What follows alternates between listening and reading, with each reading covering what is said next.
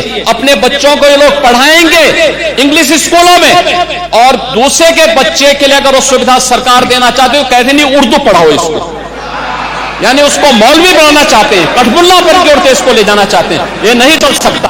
उत्तर प्रदेश की विभिन्न बोलियों को, भोजपुरी, अवधी, ब्रज और बुंदेलखंडी को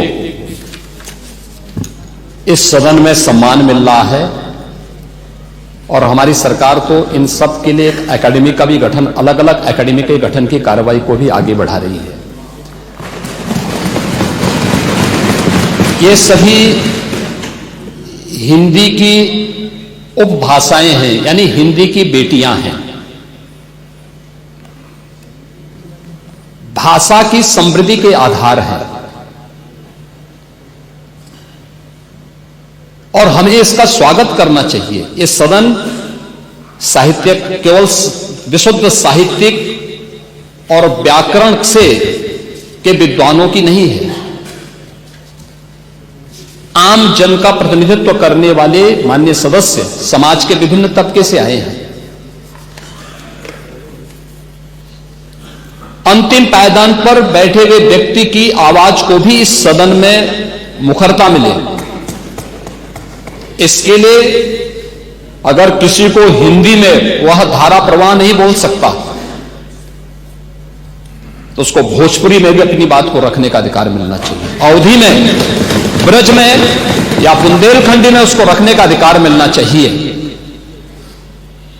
ये कौन सी बात हो गई कि भोजपुरी में ना बोले, अवधी में ना बोले, इसका विरोध है, विरोध अंग्रेजी का, बुंदेलखंडी में ना बोले, और उर्दू की आप वकालत कर रहे हैं। एक बड़ी विचित्र बात है।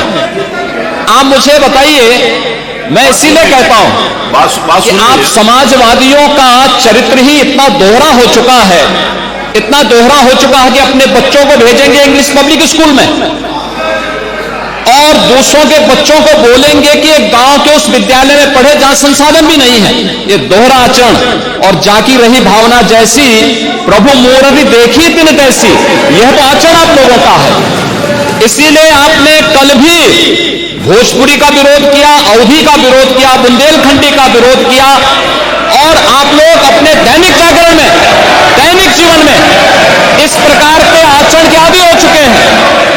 और इसलिए अध्यक्ष जी, इसका अभिनंदन हम लोग करते हैं, और इन बोलियों को सम्मान मिलना चाहिए। इनके संरक्षण के लिए ही हमारी सरकार भोजपुरी एकेडमी का गठन कर रही है, अवधी एकेडमी का गठन कर रही है संत तुलसीदास जी के नाम पर। इसी के आधार पर ब्रज भाषा इतनी समृद्ध भाषा है। सूरदास जी ने अपनी सभी रचनाएं उसी भाषा में दी हैं। संत तुलसीदास जी ने अपनी कालजयी रचना रामचरितमानस, जो इस सदन में ही नहीं, उत्तर भारत के अंदर और भारत से प्रवासी हुए जितने भी ऐसे लोग हैं जो मॉरिशस में या दुनिया के फिजी में या दुनिया के किसी देश में गए, उनके संकट काल में रामचरितमानस ही तुलसीदास जी का अवधी भाषा में रचा गया, रामचरितमानस ही उनका सहारा बना था। और आज जब उसको सम्मान मिल रहा है तो आप उसका विरोध कर रहे हैं। बड़ी विचित्र सी स्थिति है। आप हर अच्छे कार्य का समाज, आज के यही ढोंग है आप लोगों का, यही ढोंग है। हर अच्छे कार्य का आप विरोध करेंगे, हर अच्छे कार्य का आप विरोध करेंगे। हर अच्छा कार्य जो प्रदेश के हित में है, देश के हित में है, आप उसका विरोध करेंगे।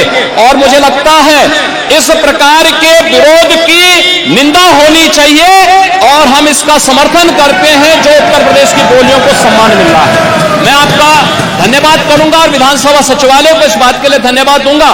कल हम लोगों ने यहां पे इसका शुभारंभ किया, समाजवादी पार्टी ने उसका विरोध किया है, और मुझे लगता है कि प्रोसीडिंग का हिस्सा होना चाहिए। इनको समाज के सामने एक्सपोज करना चाहिए। अपने बच्चों को ये लोग पढ़ाएंगे इंग्लिश स्कूलों में, और दूसरे के बच्चे के लिए अगर वो सुविधा सरकार देना चाहते हो, कहते नहीं उर्दू पढ़ाओ इसको, यानी उसको मौलवी बनाना चाहते हैं, कठपुल्ला पर की ओर देश को ले जाना चाहते हैं। ये नहीं चल सकता।